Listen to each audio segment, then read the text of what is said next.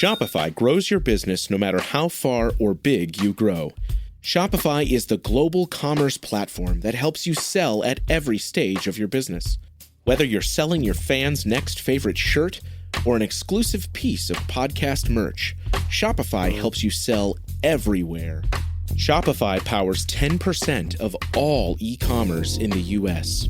Allbirds, Rothy's, Brooklinen, and millions of other entrepreneurs of every size across 175 countries. Plus, Shopify's award-winning help is there to support your success every step of the way. Because businesses that grow, grow with Shopify. Sign up for a $1 per month trial period at shopify.com/income, all lowercase. Go to shopify.com/income now to grow your business, no matter what stage you're in.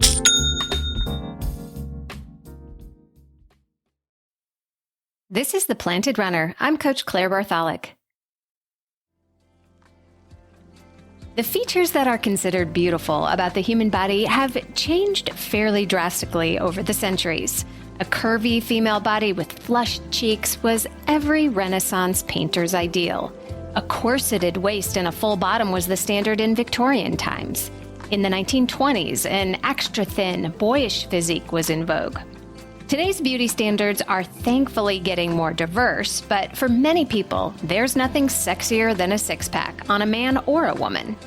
The idea of getting a flat stomach or six-pack abs is one of the reasons some people choose to run in the first place. I'm the first to admit that trying to look good at my high school reunion got me back into running in my late 30s. A strong, sexy stomach can be a driving factor of why you get out of bed at 4 a.m. and go running in the dark every day. But is running really the best way to get the toned tummy you've been hoping for? Or how about the other way around? Are all those crunches and sit-ups you've been doing to get those alluring abs doing anything for your running performance? Let's find out. Welcome to The Planted Runner. I'm Coach Claire Bartholic, and my mission is to help you improve your running, your mindset, and your life with science-backed training and plant-based nutrition. Today, we are going to explore the secrets to the six-pack. We'll discover the basic anatomy of the core and what that means for running, why some people just naturally seem to get a six-pack while others never will, and I'll go over the exact exercises you can start today to build a strong core for great running, and which ones will help define those abs.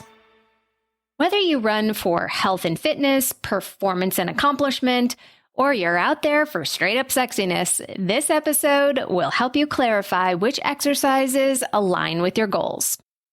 I also wanted to announce that we are changing up our Apple Podcast Review Contest, and now we're giving away one of my new Sprint Sessions masterclasses. They are 30-minute live and recorded classes with me every other month, and this month is all about Speedwork 101. To learn more and sign up, head to theplantedrunner.com/sprint. Or you can enter to win one for free just by writing an Apple Podcast review. I'll choose a new winner every month. Before we get into the details, I'd like to invite you to run with me in my beautiful hometown this fall. September 12th through 15th, 2024, I will be hosting a 4-day running retreat in the Blue Ridge Mountains in Asheville, North Carolina. We'll stay in luxury cabins right on the French Broad River where we can run right out the door. You'll get run coaching, strength training classes, running gait analysis, and more. And of course, it will feature amazing plant-based food and a little nightlife as well. We had so much fun last year that I cannot wait to do it again. It's perfect for adult runners of all ages, paces, and abilities, and you're bound to meet runners just like you. Spaces are very limited and it's first come, first serve, so sign up today at theplantedrunner.com/retreat. I'll be offering early bird pricing until March 15th, so be sure to take advantage of that as soon as you can. I can't wait to run with you this September. Don't forget to stay tuned all the way to the end of the episode for another Mental Strength Minute. Fortify your mind in 60 seconds or less. For some lucky people, all it takes is a little running, a few crunches, and those six-pack abs just seem to appear effortlessly. Well, I'm here to break it to you that for about 95% of us, Okay, I'm making up that statistic, but I mean pretty much everyone. That is just not going to happen without a whole lot of work and nutritional sacrifice, especially if you're over the age of 25, if it can even happen at all. I'll get into why in just a moment, but let's start with what exactly is the core? When most people think about your core muscles, we think of a ripped six-pack and bulging abs. And while that might make you look awesome in a swimsuit, if you're trying to be a better endurance runner, you probably don't need to focus as much on the vanity abs as you might think. When we talk about your core as it relates to your running, we actually mean all of the abdominal muscles, including the obliques, transverse abdominis, as well as the hips and the glutes. Basically, your core is every muscle that relates to stabilizing your spine. Because we all have a six-pack in there somewhere, and it's called the rectus abdominis. It's just that the majority of us are not lean enough for those muscles to show, no matter how strong we are. Or we actually are perfectly lean enough, but the washboard abs don't appear due to genetics. Some people just tend to carry their fat in their bellies, while others stash it away elsewhere. The body fat percentages needed to see visible abs is a huge range, which actually corresponds to a healthy body composition. For women, that's about 17 to 24%, and for men, that's about 6 to 17%. If you're at the lower end, you are likely to look more sculpted, but some lucky tummies start looking ripped at the higher end. And some stomachs will just never get perfectly defined abs, even if their body fat is very low. It's all about genetics. Take a look at the stomachs of elite distance runners, both male and female. You're not always going to see a defined six-pack. Some have it and some don't. They pretty much all have lean definition, of course, but a visible six-pack is not a requirement to be one of the best runners in the world.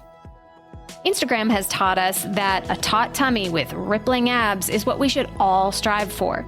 And if that's your fitness goal, more power to you, and I hope you have the genetics to get there. But I'll let you in on a little secret. Developing a rocking six-pack won't do much at all for your running, other than how you look in a sports bra. That's because the rectus abdominis muscles are not particularly useful in the motion of running. They're used for sitting up, which is why sit-ups and crunches are key to great-looking abs, but they're not super helpful for a strong running core. The reason we want a strong core is because it holds up our torso in the proper position so that legs and the arms can be free to swing. All the muscles in your middle should be taut and contracted as you run so the abs can support the spine in a relatively rigid position. And you can't do that very long if your core isn't strong enough to support a stable spine. Here's an analogy. Imagine picking up a little kid who's been told to go limp like a sack of potatoes. It is much harder to do than picking up the same kid who's told to become stiff as a board, because the weight of the limp kid shifts around and is unstable. It's the same with your torso. It is much easier to run with a tight torso and a supported spine than a floppy one. Now, to be clear, I am not saying that you should be clenching your core in a death grip for 26.2 miles. Absolutely not. Your strides should be fluid and smooth, not overly tense or overly floppy. The most efficient distance runners in the world are very stingy with their movements. If a movement is not directly related to propelling you forward, it's wasted energy. So what you want to do is quiet your torso as you run. Your legs and arms move forwards and backwards, but everything directly connected to your spine stays smooth and silent. In theory, that sounds obvious and easy. Just move your arms and legs and don't move anything else. But in reality, you have to resist moving your entire torso too much to keep it from following your arms and legs. And that takes strength. On the other hand, if you keep your abs loose, allow your shoulders to relax forward and your head to dip down, you are no longer a tight, efficient spring. You become a wobbly noodle, which is much harder to bounce down the road. Again, you don't need the ripped muscles of a bodybuilder to become more efficient at running. You need just enough strength to keep your spine stable and aligned at all times. Another reason that the core needs to be strong goes back to the leg swing. We think of running as moving our legs forward over and over again. Our legs do the work, right? Yes, they sure do, but if you're relying only on your legs, you are not taking advantage of the biggest muscle in the body, the gluteus maximus, or your butt. Your butt is large and powerful because it has the job of keeping the trunk of the body in an erect posture, preventing the sack of potatoes phenomenon that you often see at the end of the marathon. But what the glutes can also do is help push your legs forward. Next time you go for a run, think of your legs as the levers and your core, which means the glutes, hips, and abdominal muscles, as the power. Your calf muscles are small and weak compared to your butt, and they're at the wrong end of the lever. If they are doing all the work, you're going to have some serious problems at the end of your race. Now we know why the core needs to be strong for running. So, how do you get there? I'll go over that right after a quick break. Greetings from Evergreen Podcasts. We're rolling out a listener survey, and we want to hear from you. The information in the survey will help us gather statistics and in turn make our shows more appealing to advertisers. I know most people don't like ads, but this is one of the only ways our shows make money and help keep their lights on. We promise it will only take a few minutes, but the impact on our podcasts will be tremendous. As a token of our appreciation, we'll randomly select one lucky participant each month to win an exclusive merchandise package from Evergreen Podcasts. Head to evergreenpodcast.com/listenersurvey to help a show and possibly get some free stuff for doing so. We can't thank you enough for the support. Now back to the show. Sports stars. They're like superheroes. But they're actually real. Which is why we've made a podcast about them. You see, They've all got a story. but too many of these stories were cut short. Kobe Bryant, Payne Stewart, Flojo, Phil Hughes. Justin Fashanu, We're writing episodes about all of them. and sadly many more. Death of a Sports Star, a new series from Crowd Network. This is The Planted Runner. I'm Coach Claire Bartholic. How do you get a strong core for running? You might have heard that crunches are bad for you, or they're not necessary for runners. Or maybe you just guessed that because I told you at the beginning that a six-pack isn't that important for running. That is all sort of true. The idea that crunches are bad for you started after a 2001 study that linked crunches to spinal damage. The study used pig spines removed from dead pigs, and they crunched them over and over and over again, thousands of times. Not surprisingly, after tens of thousands of crunches, they caused spinal damage. Obviously, there are several problems trying to extrapolate these results to humans. You are not a pig, and you do not do thousands of crunches a day, and you're not dead. Just like a dead stick will break more easily than a green branch, so will a dead bone versus a living one. Crunches, which are done by lying on your back with your knees bent, feet flat on the floor, and then contracting your abs to slowly lift your shoulder blades off the ground an inch or two, are not bad for you. They will develop those six-pack muscles if you're lean enough to see them. But they're not the primary spine stabilizers, and they're not attached to your legs, so they don't help your running much at all.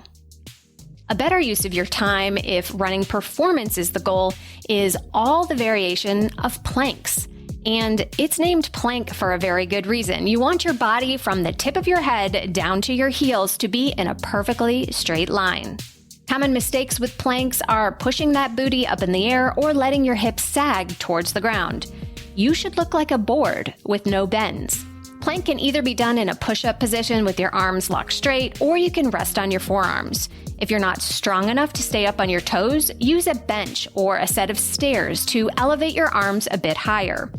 Try to resist the temptation to do plank on your knees because it's not putting you in proper alignment. If you are still not strong enough to hold plank on an elevated platform or a stair without going to your knees, use the wall instead. Once you build strength, you can work your way down to the floor. If you've never done plank before, aim for 20 to 30 seconds. Advanced runners can try for 2 minutes or more. Variations of plank include shifting down on your forearms, side planks, hip drops, bear crawls, and more. Your next move is targeting your obliques. These are the abdominal muscles that run along the sides of your rectus abdominis or your six-pack. Strong obliques help keep you stable as you turn corners while you're running. Any kind of twisting exercise will help make them strong. One example is windshield wipers. Lie on your back and place your hands, palms down, at the base of your spine to protect your lower back. Extend your legs in the air and drop them to your side so that your torso and legs are in an L shape. Then slowly swing your legs in an arc to the other side, like windshield wipers of a car. Beginners can start with 5 to 8 on each side. Advanced runners can go up to 20. The next area to target is your back, specifically the muscles that stabilize your spine, called the erector spinae.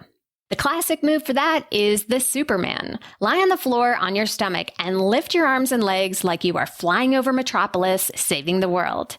Try to hold that for as long as you can. You might try 10 seconds to begin with and work your way up to 30 seconds or more, gradually increasing how high you get your limbs off the ground. Strong spine muscles help keep your posture tall and straight, which will not only help you run better with less energy, but it can help prevent injury from poor form. And don't forget, you might be sneaking in ab work without really noticing because you think you're working other places with your deadlifts, lunges, and squats. Any type of move that requires balance will use your abs as well. Think one-legged deadlifts, step-ups, or leg lifts. There are also lots of things you can do from a tabletop position or down on all fours. Balance work like holding the opposite arm and leg out, then crunching in, or glute and hamstring work by bending and flexing one leg at the knee or drawing circles with your extended leg are all good choices. Basically, any move, whether it's on all fours or on your back, when you use your leg as a lever, you're forced to use your core muscles to lift the legs. Just be sure that you're protecting your lower back when you do some of these moves, and that can be done by placing your hands or a pillow under your sacrum or lumbar spine for support. There are about 1 million more exercises that you can do to get a stronger core and become a better runner. And I obviously can't go through all of them on this podcast, but hopefully I've gotten you to start thinking about them. So many times as runners, we tend to skip strength training because we just want to run.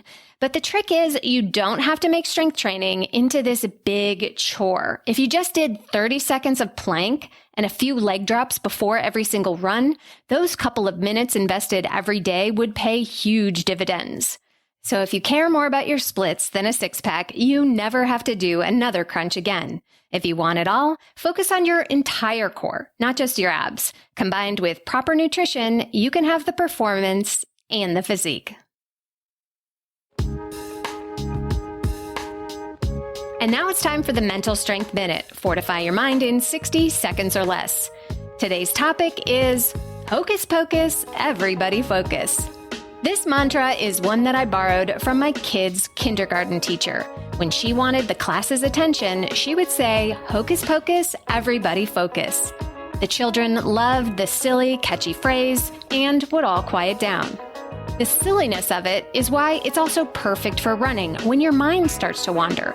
Just like a little kid, your brain will be going to places that you don't want it to go when things get hard. To bring it back, use a humorous phrase like this one to get your attention back to where it belongs.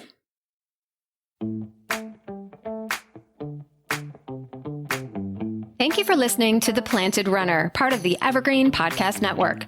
Don't forget that you can win free access to one of my Sprint Session masterclasses just for writing an Apple Podcast review. So be sure to write yours right after your run today. Reviews are the #1 way to boost this show's reach, and it's a great way to tell me what you'd like to hear next because I read every single one.